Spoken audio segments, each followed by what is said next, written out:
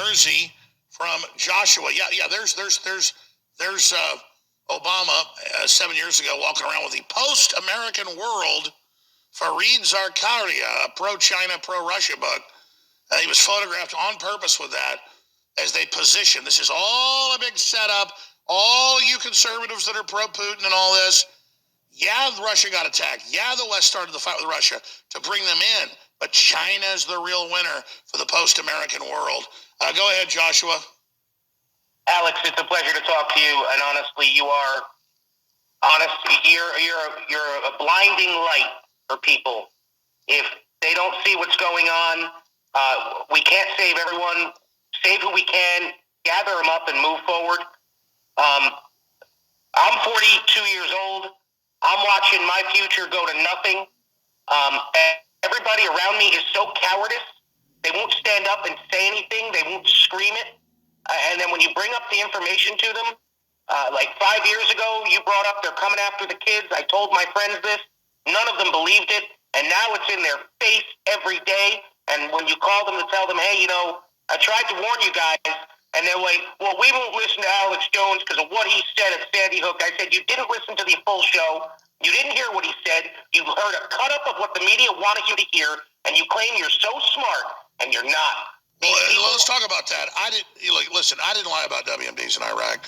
That whole thing is very suspicious. All these big events, Jussie Smollett, Gulf of Tonkin, this newest false flag at the Academy Awards where he all braces for the slap.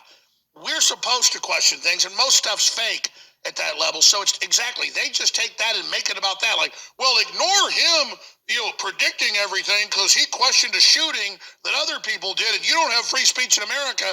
Exactly. And then they go, oh, Jones got famous off that, when the people involved, the lawyers and all of them literally live off those children and raise money off those children, and then accuse me of living off those children when everything they say about me is them. Go ahead. Alex, when you called 9/11 in June of 2001, when you put that number on screen and said, call the White House, call your congressmen, call your senators, and tell them to stop this, nobody wanted to listen. And it is disgusting that we are even going to try to waste our time to save these people who are obviously so far gone that they will let their children be molested mentally and emotionally in school and not stand to stop it. And well, you're right. And I specifically, it was July 25th, I said they're going to blow up the World Trade Center and blame it on bin Laden. That doesn't mean radical Islam didn't exist, but I could see all the telltale signs, and I could just see they were getting ready for it. Absolutely.